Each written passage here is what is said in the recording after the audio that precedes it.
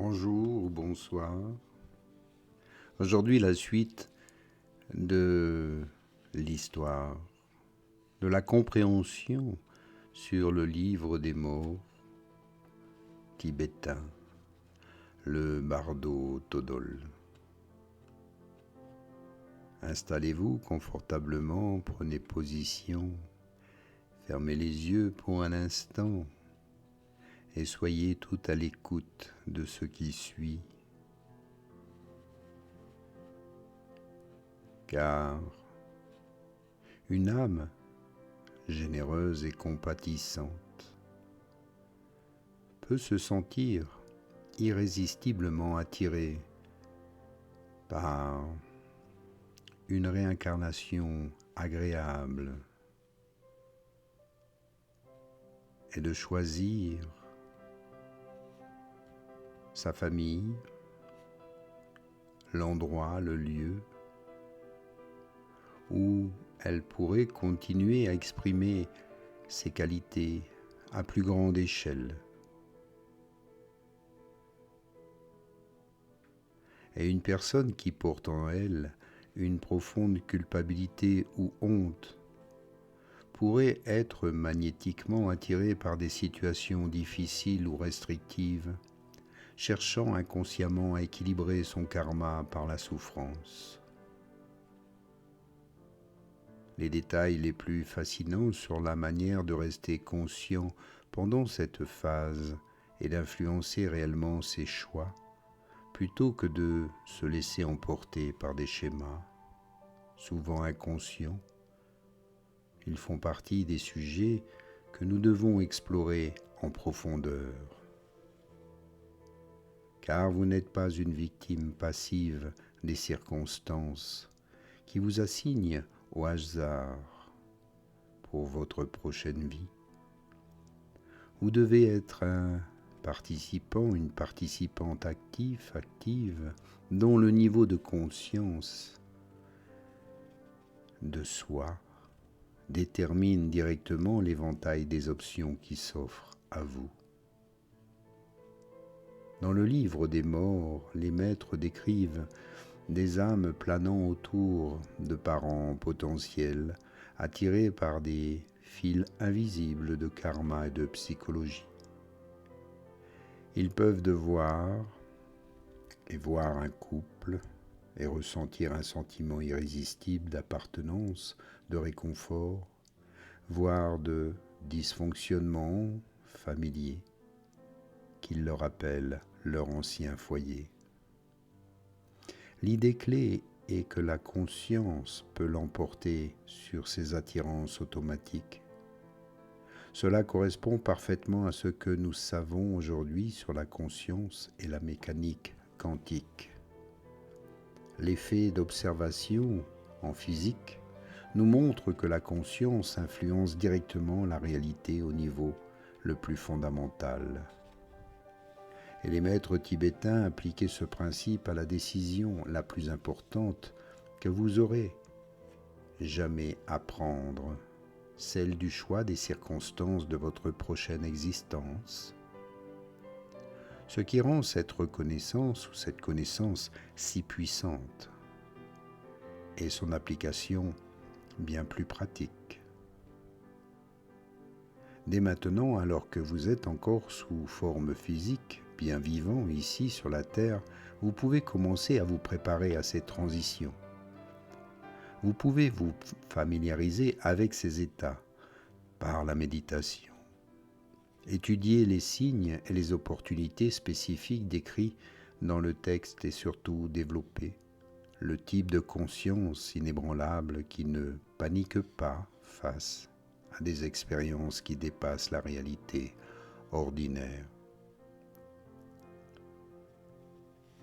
Le livre des morts n'est pas seulement un mysticisme ancien. Il constitue une technologie sophistiquée pour la conscience que la science moderne commence seulement à valider. Et contrairement à la plupart des enseignements spirituels qui offrent des promesses vagues, ce texte fournit des informations spécifiques et exploitables pour le voyage le plus important que vous entreprendrez jamais.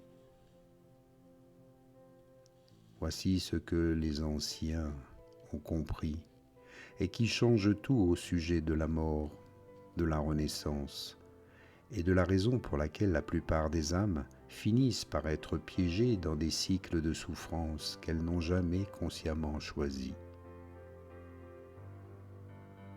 Le Bardo Todol révèle quelque chose de profond sur la conscience humaine que la psychologie moderne commence seulement à comprendre.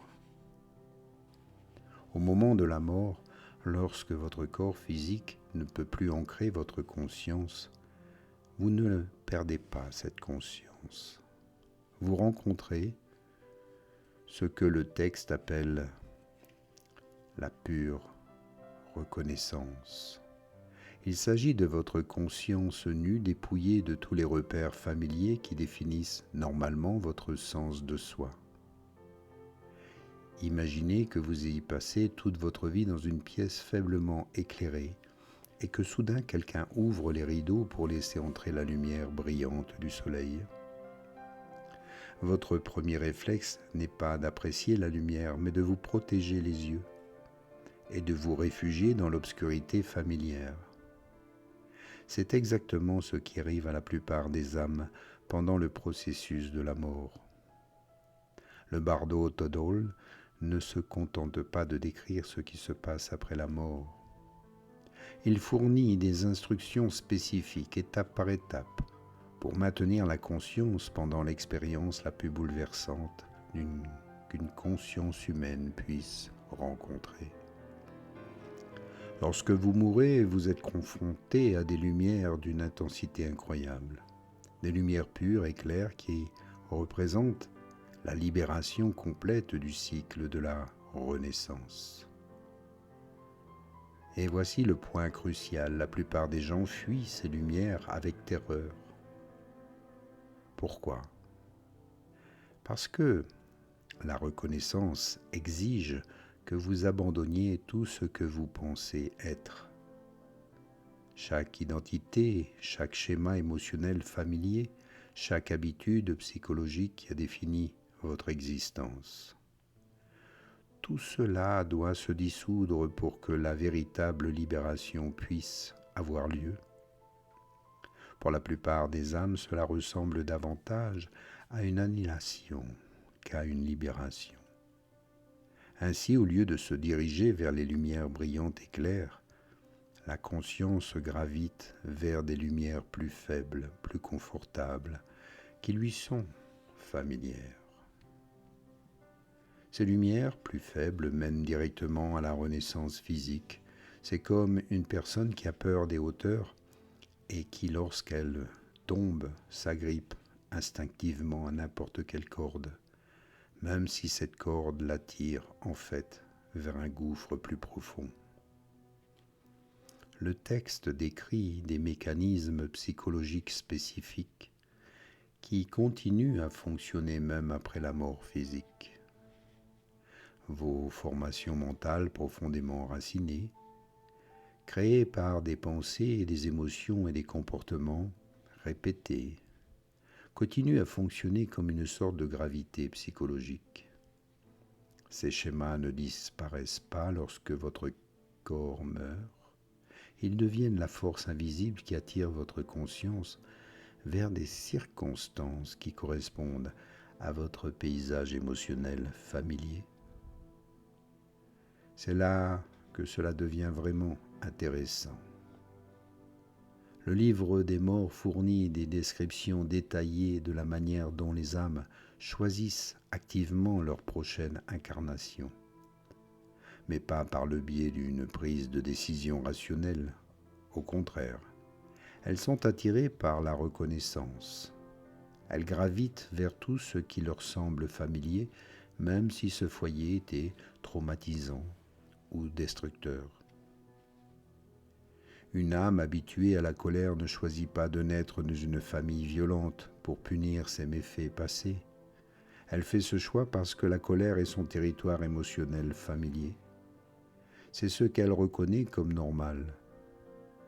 Une conscience façonnée par des schémas d'abandon et de rejet sera tirée par des circonstances où ces schémas peuvent continuer à se reproduire, non pas parce qu'elle mérite de souffrir, mais parce que les territoires émotionnels inconnus lui semblent plus menaçants que la douleur familière.